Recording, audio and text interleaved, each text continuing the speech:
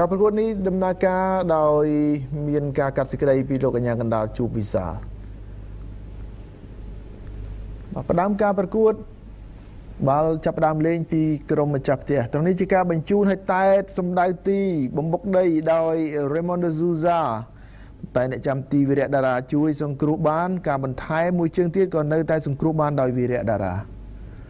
មួយជើងពីចម្ងាយត្រូវដោយសិនកក្កដាសង្គ្រោះបានជាថ្មីហើយការទាញចុះឡើងឆ្វេងស្ដាំនឹងទាត់ក៏បាទជួយបានដោយអ្នកចាំទីវីរៈតារាដែរត្រង់នេះហើយជាកំហុសនៃការចាប់បាល់មិនជាប់ធ្វើឲ្យ Raymond ដែលនៅជិតនោះស្រាប់គៀសបញ្ចូលទីបានយ៉ាងងាយស្រួលនៅត្រឹមនាទីទី20នៅឲ្យវិសាខានាំមុខលើក្រុមម្ចាស់ផ្ទះ1-0ត្រង់នេះ Gabi ព្យាយាមបញ្ជូនទៅឲ្យ Moreche គេគៀសបាល់ផុតនៅសល់តែអ្នកចាំទីកៅសុកសេឡាប៉ះទង្គិចត្រង់នេះហើយអាញាកណ្ដាលសម្រាប់ផ្ដល់បាល់ពីនៃ penalty Matheus Moreche ជាអ្នកទាត់តាមស្មើនៅនាទីទី23ឲ្យព្រះខ័នរាជស្វាយរៀងប្លង់ពីខាងក្រោយទីវិញម្ដងបាទគេបត់យ៉ាងល្អអ្នកចាំទីកែសុកសាឡាហក់ទៅខាងឆ្វេងដៃរបស់គេ Gabi ត្រង់នេះបាទត្រូវអុកសវណ្ណរត់បំបុកធ្វើឲ្យសវណ្ណទទួលបានកាត់លឿងមួយផងដែរបាល់ free kick ដែលមិនរតនៈទាត់ទៅតែសង្គ្រោះបានដោយកែវសុកសេឡាមួយជើងឡើងរបូតប្រដាប់ការពារស្មងមួយជើងពោពេញដោយកម្លាំងតែក៏ត្រូវជះមកវិញដោយអ្នកចាំទីកែវសុកសេឡាមកត្រង់នេះការប៉ុនប៉ងពីចម្ងាយរបស់ស៊ីនកក្កដាធ្ងន់តែត្រូវជះត្រឡប់មកវិញជាថ្មីដោយអ្នកចាំទីវីរៈតារាបញ្ចប់វគ្គទី1ក្រុមទាំងពីរស្មើគ្នា1-1ហើយចូលដល់វគ្គទី2ការប្រកួតក៏កាន់តែក្តៅក៏គប់ថែមទៀតបាល់ចាប់ដើមលេងចេញពីវិសាខាវិញម្ដងបាទត្រង់នេះការ៉ាគេបានបញ្ជូនមកឲ្យផាកជុងប៊ិនតែរៀងឆ្ងាយបន្តិចផាកជុងប៊ិនក៏ទប់បែរត្រឡប់ទៅវិញហើយក៏បញ្ជូនទៅរកបង្គោលទី2ផ្ដួលខ្លួនតែតត្រង់នេះតែមិនបានសម្រេចការបញ្ជូនពីកីឡាករកូរ៉េខាងត្បូងសម្ដៅទៅរកបង្គោលទី2ម្ដងទៀតផាកជុងប៊ិនបញ្ជូនទៅតែជះបានដោយកៅសុកសេឡាការបញ្ជូនជើងឆ្វេងរបស់គេអធិស្ឋានបាទវីរៈតារាជាអ្នកសង្គ្រោះបាល់បាន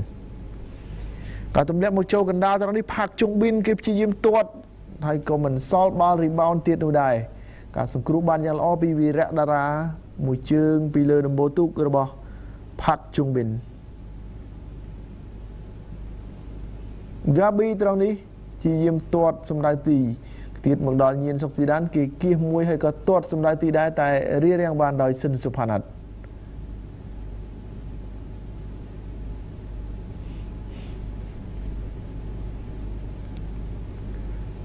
បាល់ជ្រុងត្រង់នេះតែតមកហើយក៏ព្យាយាមទាត់ផុតដៃអ្នកចាំទីទៅហើយនៅសល់តាកាស៊ីអូដាវរ៉ាមួយទៀតជាអ្នករៀបរៀងមិនឲ្យចូលទីបានមួយជើងពីចម្ងាយត្រង់នេះធ្លាក់ប៉ះរបាទីហើយខ្ទាតទៅក្រោយ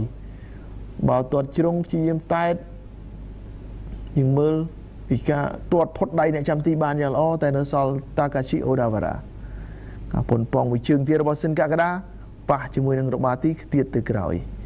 ក្រោយមកក៏មានបាល់បំផ្លោងត្រង់នេះដាល់បាល់ដោយអ្នកចាំទីបាទទះមួយហើយក៏ទាត់យកតែម្ដងប៉ះជើងរបស់សារ៉េតគ្រីយ៉ាបាល់បដូរទិសដៅអ្នកចាំទីហក់ទៅខុសធ្វើឲ្យបាល់នេះចូលទីបង្កើតបានជាគ្រាប់ទី2របស់ក្រុមភ្ញៀវវិសាខាលេងនៅនៅក្នុងការប្រកួតនេះមិនឃើញប៉ុនប៉ងទេតែការប៉ុនប៉ងមួយជើងរបស់គេនេះបានសម្រេចតែម្ដងបន្តមកទៀតគ្រីស្ទៀនក៏ព្យាយាមហើយក៏បញ្ជូនមកបាទត្រង់នេះអ្នកចាំទីកៅសុកសេឡាមកលោតជះបាល់ឲ្យចេញក្រៅការពារសំណាញ់ទីរបស់ខ្លួនបំផ្លោងជើងស្ដាំមកត្រង់នេះតែទម្លាក់ដោយតាកាឈីអូដាវរ៉ាតែនៅសល់ដៃឆ្វេងមួយចំហៀងជះបាល់បានទៀតពីអ្នកចាំទីកៅសុកសេឡាត្រង់នេះ reaction របស់សេឡាគឺរហ័សដូចកាលពីមុនវិញ សង្គ្រោះបានម្ដងទៀតក៏តែតបោលឲ្យចេញក្រៅហើយសំលេងកញ្ចាយបញ្ចប់ការប្រកួតបានបន្លឺឡើងព្រះខ័នរីកស្វាយរៀងរងបរាជ័យ1-2